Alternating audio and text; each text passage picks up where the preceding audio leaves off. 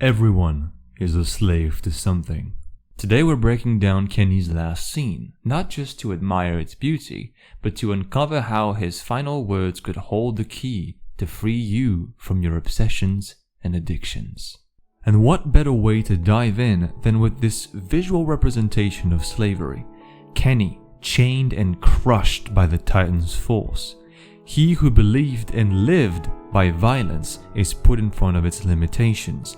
Violence is a game no one wins. No one escapes it unscathed. There are a couple of very powerful contrasts here, mostly between the tension of the situation and the peaceful weather and sunset, but also between Kenny's creepy face coming from dishonesty and Yuri's serene face coming from sincerity. We're also introduced to Kenny's deep-seated self-loathing when he admits he couldn't even stay true to his revenge, folding under pressure. His words are bitter, but they reveal the shame that drives him. We'll get back to that, but understand that this self-hatred is a big element of what fuels his journey.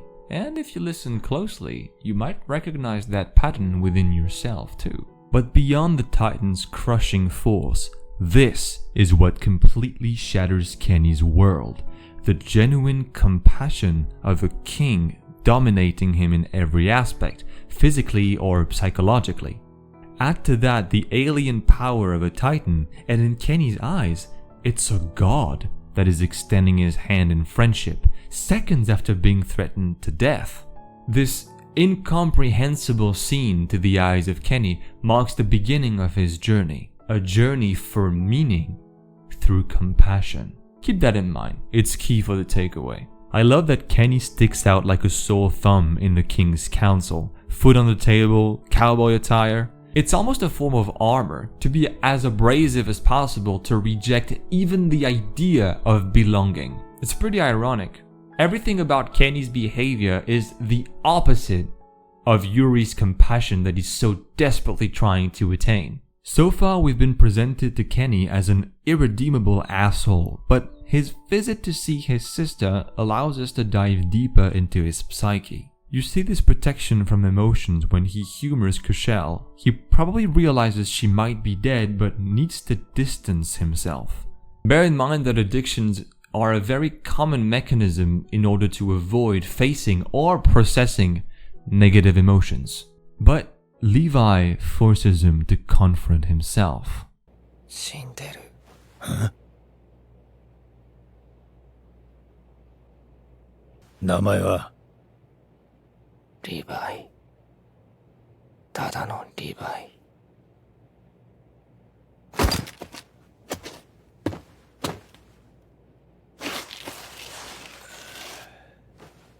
そうか、クシェル。そりゃ確かに名乗る価値もねえよな。When Kenny meets the boy that will become his surrogate son, the moment he slides down the wall in sheer fatigue reveals the emotion he's hidden, the grief tied to his sister's death.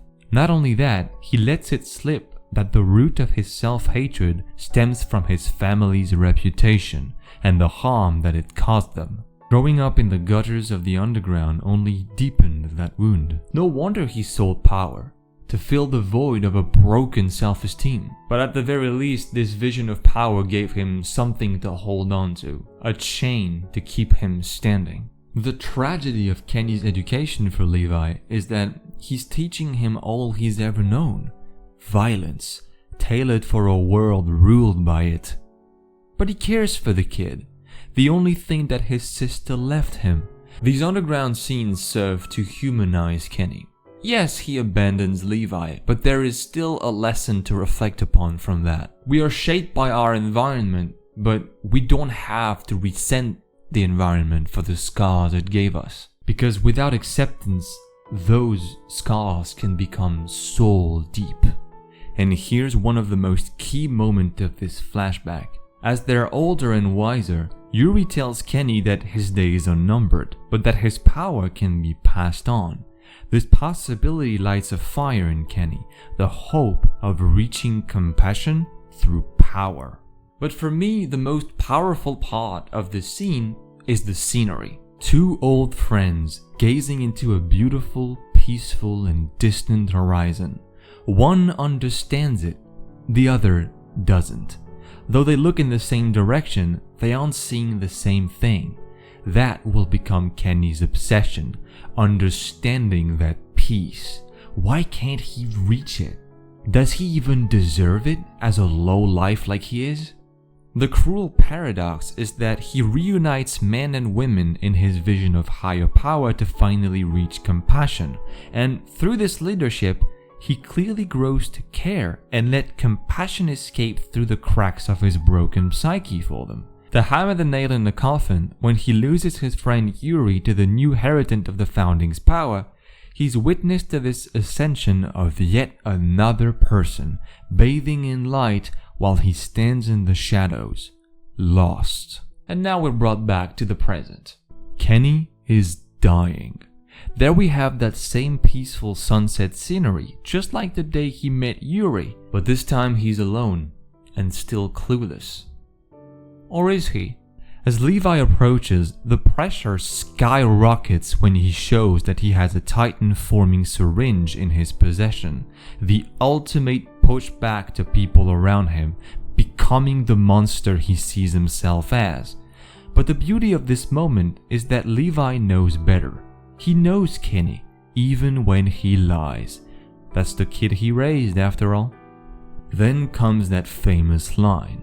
みんな何かの奴隷だった。 This is the culmination of everything we've seen until now. Everyone clings on to a reason to go on. For some, it is meaning refined by their beliefs and values. For others, it's addictions, a way to function, to survive.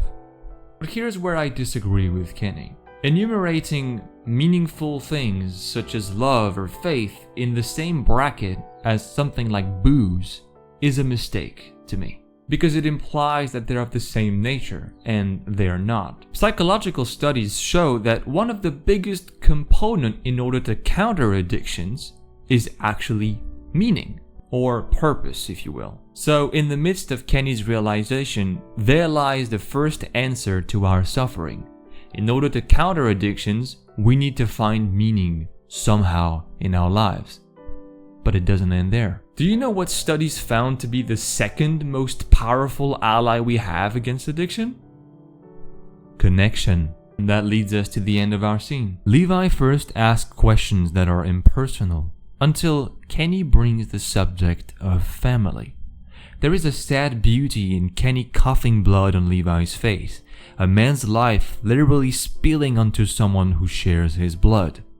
We find again this violent theme of the very core of their relationship, that and the aggressive questioning by Levi, which betrays his emotions.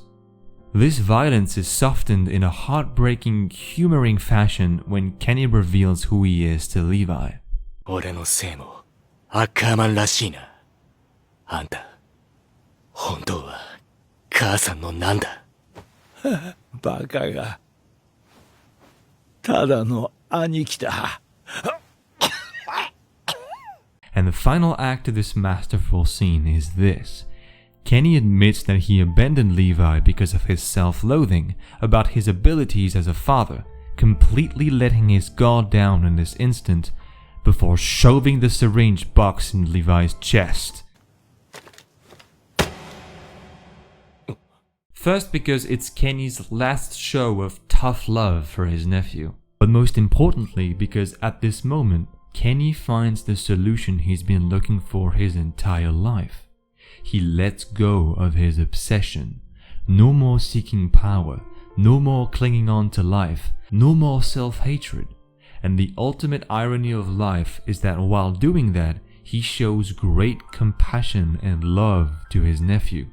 Right before he dies, there it is, that compassion he's been chasing this whole time. Peace. Kenny is a crucial part of Attack on Titan's major themes. Themes like cycles, freedom, or identity. Ask yourself, how can Eren be free if his obsession of freedom itself is a cage? Kenny's last moments ripple into Levi's future, It helps him realize he was loved, and still is. It even shapes his decision to save Armin instead of Erwin. That's why Levi tells Erwin, "Give up on your dream and die." It's not cruelty. He's showing Erwin the path Kenny found, peace through surrender. Because if Erwin lived but couldn't find meaning beyond the answer that lies in the basement in Chiganshina, it would have destroyed him. And that brings us to our takeaway of Kenny's journey. Both letting go and finding meaning can save us from addiction, from our self-hatred, from the worst parts of ourselves. If this hit home for you, please consider joining us by liking and subscribing. I do these kinds of analyses every week and I try to uncover the truth in fiction. Feel free to tell me in the comments what character you would be interested or scenes you'd be interested in discovering. But in the meantime, that will be it for today, so see you later for another one.